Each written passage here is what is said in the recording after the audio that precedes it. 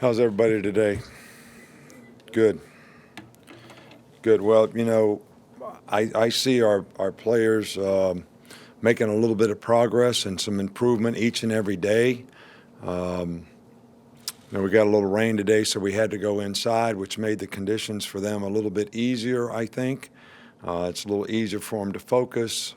But I think the number one thing that I'm trying to get the players to understand is mature competitors can go out there no matter what the circumstance, what the situation, playing home, playing away, crowds against you, crowds for you, hot, cold, whatever it is, and you can focus and do your job from an effort standpoint, from a mental toughness standpoint, from a responsibility to execute, know what to do, how to do it, and be able to focus on that in that particular time. And the best way to do that is do it every day in practice, regardless of what the circumstances are in practice. So the passion and perseverance that it takes for every guy to challenge himself to be able to do that, especially young players. We played a lot of young players around here in the past, and they've done a fantastic job for us.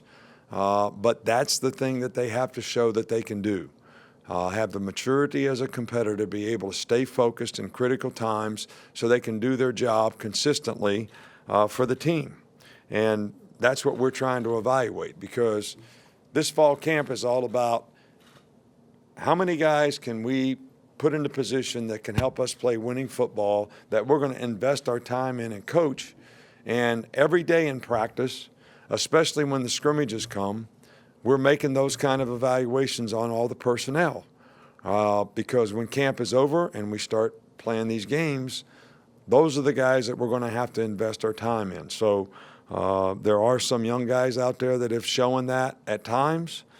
But for us to have the kind of depth on our team that we need to have, we're going to need some of these guys to step up for us in certain places, certain positions on the field.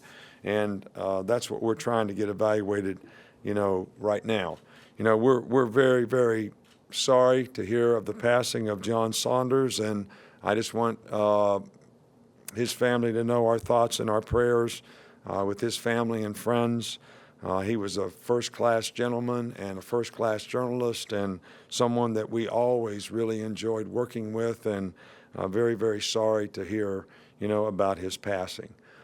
We have done everything that we can do institutionally to allow the conference to make the decision about whatever they decide is in the best interest of the conference and the SEC rules relative to Maurice Smith.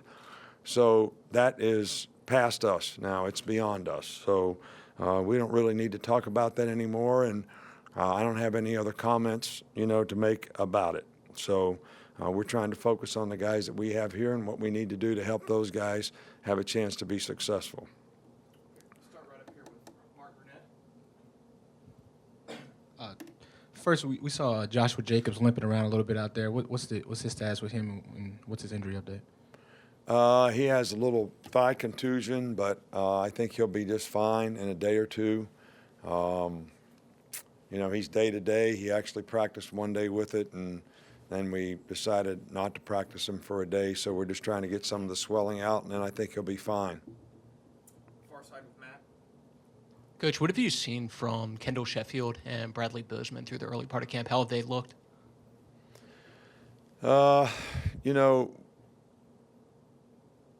Bradley Bozeman has done a really good job. I thought he had a really good spring. He's a tough guy. He's really understands, can play center guard or tackle for us.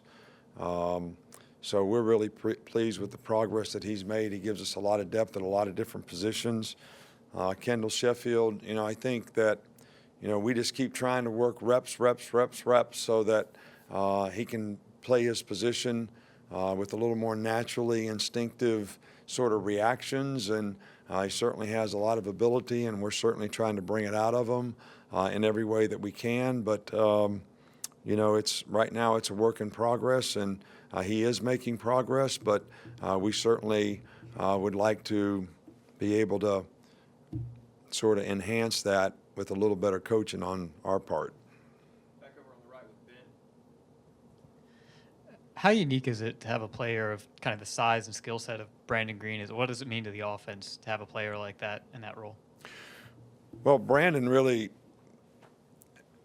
last year couldn't hardly focus on, we had him playing tackle, we had him playing tight end, so it was tough for him to focus. And this year, this spring, this fall camp, this summer, we said, hey, look, you're going to be a tight end.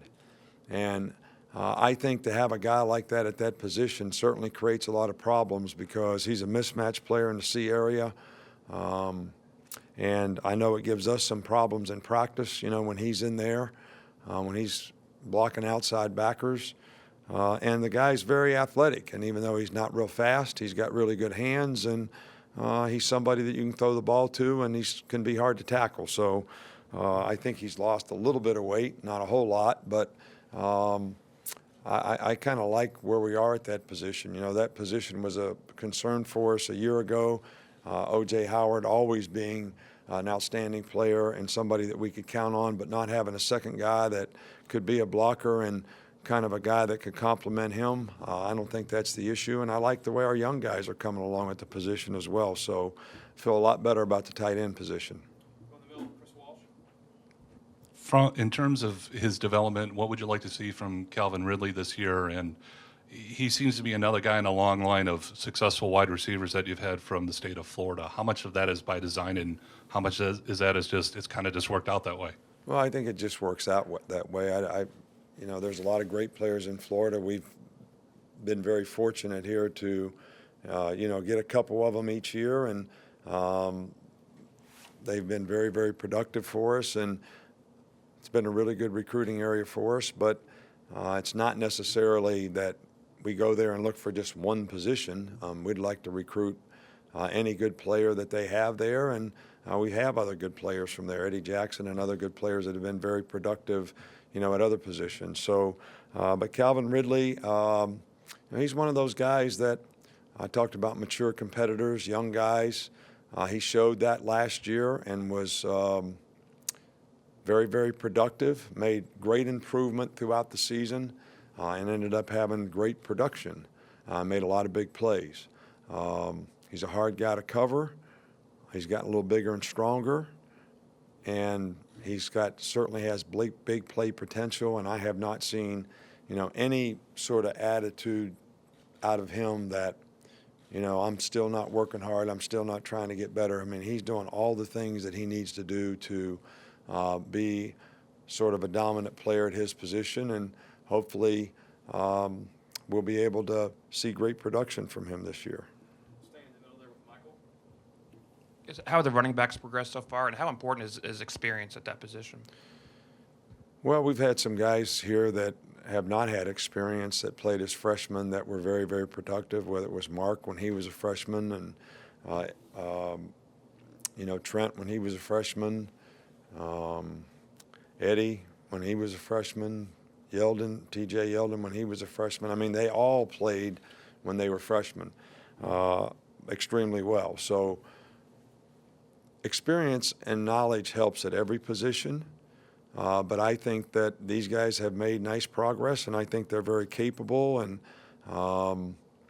we just have to see how it goes when they get the opportunity in a competitive situation and how much that experience is going to pay off for them, or they'll be able to overcome their sort of lack of experience and play with confidence and be very productive.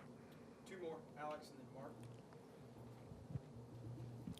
I just want to ask you, how much has Mo Smith's departure kind of altered your plan for that secondary, especially with regard to where Minka is and how you want to utilize him? Well, I think that what we're focused on is the guys that we have in the secondary right now, and we were out there working with them every day, and we're going to try to put the best parts together that we can. And we've got some young guys that I think can be really good players, but it's a work in progress to sort of get those guys to know and understand not only what we do, but all the adjustments that they have to make to what other teams, do when we play them. And it's going to be important that some of these young guys provide us the kind of depth that we need, and there's a lot of opportunity for these guys to play. And I think they're working hard and focused on it and making improvement every day. So, but it's too early to tell, how it's going to all fall into place for us. we got lots of practices left before that first game, and hopefully some of these guys will sort of be able to get enough knowledge and experience in this practice time that they're confident enough to go out there and contribute in a role for us to help us win. Mink, what does his versatility sort of bring to this defense, being able to play both corner and star? Well, last year he just had to play star. He never really had to play much corner. This year he's having to do both. You know, I'd like for a guy not to have to do that. I'd like to have a guy that could play corner or a guy that could play star, so that guy is always sort of playing one position. I'm not sure we have the luxury to do that at this point, you know, right now relative to the players that we have available. So he may have to do that. And he's very versatile. He's bright. He's smart. He's very conscientious. Works hard every day. So if there's anybody who can do it, I think he's certainly the right kind of guy to do it. And, you know, that may be how we end up this year. Thanks, Coach. All right. Thank you.